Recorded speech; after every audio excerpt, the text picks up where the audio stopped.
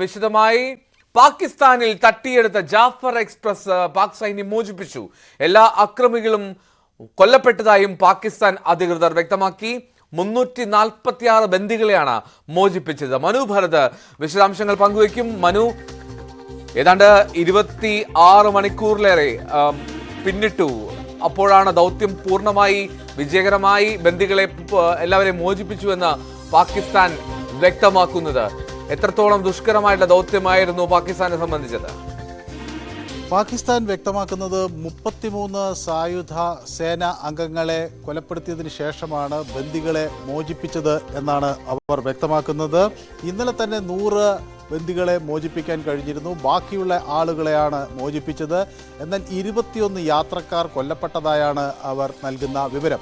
അതേസമയം അനൗദ്യോഗിക കണക്കുകൾ അനുസരിച്ച് 50ഓളം യാത്രക്കാർ കൊല്ലപ്പെട്ടു എന്നാണ് മനസ്സിലാക്കുന്നത്.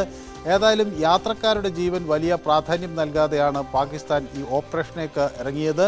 വിമതരുമായി യാതൊരു വിധത്തിലുള്ള ചർച്ചയും വേണ്ട എന്ന നിലയിലേക്കും പാകിസ്ഥാൻ ആലോചിക്കുകയും ചെയ്തു. പിന്നീട് അവിടെ പാക് ആർമിയുടെ വിവിധ ഘടകങ്ങൾ, പാകിസ്ഥാൻ്റെ കരസേന, ഒപ്പം അതുപോലെ ഫ്രോണ്ടിയർ കോറും SSG എന്ന വിഭാഗവും ചേർന്ന് സംയുക്തമായി ഓപ്പറേഷൻ പ്ലാൻ ചെയ്യുകയായിരുന്നു.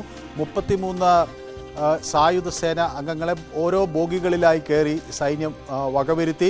അതിനുശേഷമാണ് അവിടെ നിന്നുള്ള ആളുകളെ മോചിപ്പിക്കുകയും ചെയ്തത്.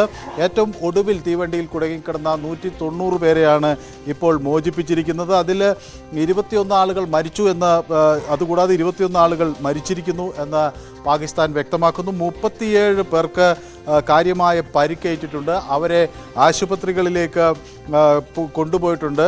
അതേസമയം 8 സുരക്ഷാ ഉദ്യോഗസ്ഥർ മരിച്ചു എന്നാണ് ലഭിക്കുന്ന വിവരം. പക്ഷേ പാകിസ്ഥാൻ്റെ ഔദ്യോഗിക സ്ഥിരീകരണം വന്നിട്ടുള്ളത് ഫ്രോണ്ടിയർ കോറിൽ നിന്നുള്ള 3 സൈനികർ ആണ് മരിച്ചിട്ടുള്ളത് എന്നാണ്. ഇന്നലെയും ഒരു സൈനികൻ മരിച്ചിരുന്നു. അങ്ങനെ 4 പേർ മരിച്ചു എന്നാണ് പാകിസ്ഥാൻ സ്ഥിരീകരിക്കുന്നത്. ആദ്യഘട്ടത്തിൽ ഇത് 70-80 സായുധ സേന അംഗങ്ങൾ ചേർന്നാണ് ഈ തീവണ്ടി റാഞ്ചിയത് എന്നാണ് പാകിസ്ഥാൻ ആദ്യം വ്യക്തമാക്കിയിരുന്നത്.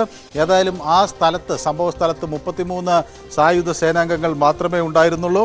അവരെ അവിടെ വെച്ച് തന്നെ വകവരുത്താൻ കഴിഞ്ഞു എന്നാണ് പറയുന്നത്. 57 യാത്രക്കാരെ ഇപ്പോൾ അവിടുത്തെ പ്രവിശ്യയിലെ ഭരണകേന്ദ്രത്തിലേക്ക് മാറ്റിയതായി വ്യക്തമാക്കുന്നു. മാത്രവുമല്ല, ഈ തീവണ്ടിയിലുള്ള ആളുകൾക്കുള്ള യാത്രക്കാർക്ക് ബന്ധുക്കളുമായി അവർക്ക് ആശയവിനിമയം നടത്താനായി ഹെൽപ്പ് ഡെസ്കുകളും മറ്റും ആരംഭിച്ചിട്ടുണ്ട് എന്നും അവർ വ്യക്തമാക്കുന്നു. ഏതായാലും റെയിൽവേയുടെ ചുമതലയുള്ള ബിലാൽ അസർ, കേന്ദ്രമന്ത്രി ബിലാൽ അസർ പറയുന്നത് അവിടെ ഈ പൂർണ്ണമായും ഈ ട്രെയിൻ മോചിപ്പിക്കാൻ കഴിഞ്ഞു എന്നതാണ്. ഏതായാലും ഇത് പാകിസ്ഥാനെ സംബന്ധിച്ചിടത്തോളം വലിയ ആശങ്കയ്ക്ക് വഴി നൽകുന്നു. ബലൂചിസ്ഥാൻ കേന്ദ്രമാക്കിയുള്ള ഒരു പ്രത്യേക രാജ്യം വേണമെന്ന ആവശ്യം പാകിസ്ഥാനിൽ ശക്തമാകുന്നതിൻ്റെ സൂചനകളാണ്.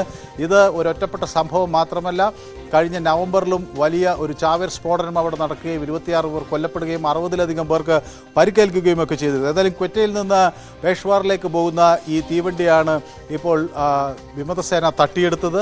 പിന്നീട് അതിപ്പോൾ പാകിസ്ഥാൻ മോചിപ്പിക്കുകയും ചെയ്തിരിക്കുന്നു.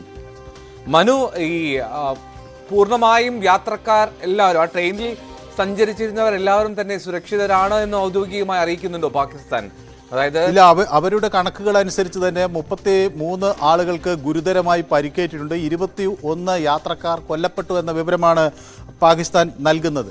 അപ്പോൾ ഈ 21 യാത്രക്കാർ കൊല്ലപ്പെടുകയും 37 പേർക്ക് ഗുരുതരമായി പരിക്കേൽക്കുകയും ചെയ്തു എന്ന് അവർ വ്യക്തമാക്കുന്നു. പക്ഷേ സായുധ സംഘത്തെ ബലൂച്ച് ലിബറേഷൻ ആർമി വക്താവ് പറയുന്ന 50ഓളം ആളുകൾ ഈ ആക്രമണത്തിൽ സിവിലിയൻസ് ആയിട്ടുള്ള, അതായത് അവിടുത്തെ സാധാരണക്കാരായിട്ടുള്ള 50-ലധികം ആളുകൾ കൊല്ലപ്പെട്ടു എന്നാണ് ബലൂച്ച് ലിബറേഷൻ ആർമിയുടെ വക്താവ് അറിയിക്കുന്നത്. അതേസമയം ബലൂച്ച് ലിബറേഷൻ ആർമി അവരുടെ ശക്തമായൊരു നിലപാട് തുടർന്നും ആവർത്തിക്കുകയാണ്. രാഷ്ട്രീയ തടവുകാർ എന്ന പേരിൽ പിടിച്ചുകൊണ്ടുപോയിട്ടുള്ള, അല്ലെങ്കിൽ പാകിസ്ഥാൻ സർക്കാർ തടവിൽ പാർപ്പിച്ചിട്ടുള്ള ആളുകളെ വിട്ടുതരണമെന്നൊരു നിലപാടാണ് അവർ ആദ്യഘട്ടത്തിൽ മുന്നോട്ട് വെച്ചത്. പക്ഷേ ആ കാര്യങ്ങളിലേക്ക് കടക്കുന്നതിന് അപ്പുറത്തേക്ക്, അല്ലെങ്കിൽ അവരുമായി എന്തെങ്കിലും ഒരു ആശയവിനിമയമോ ചർച്ചയോ നടത്തുന്നതിനപ്പുറത്തേക്ക് ആദ്യം തന്നെ പാകിസ്ഥാൻ ഒരു ഇടപെടൽ നടത്തുകയായിരുന്നു. അത് തീവണ്ടിക്കകത്തുള്ള ആളുകളുടെ ജീവന് അത്ര കണ്ട് പ്രാധാന്യം കൽപ്പിക്കാതെ ഈ വിമതസേന അംഗങ്ങളെ വകവരുത്തുക എന്നൊരു ലക്ഷ്യത്തോടു കൂടി നടത്തിയ ഒരു ഓപ്പറേഷനാണ് നടന്നത്. അത് ഉച്ചയ്ക്ക് തൊട്ട് കൂടുതൽ സങ്കീർണമായ സാഹചര്യങ്ങളിലേക്ക് നീങ്ങി.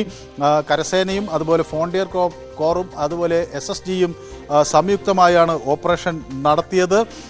ഇന്റർ സർവീസ് പബ്ലിക് റിലേഷൻസിൻ്റെ ഡയറക്ടർ ലഫ്റ്റനന്റ്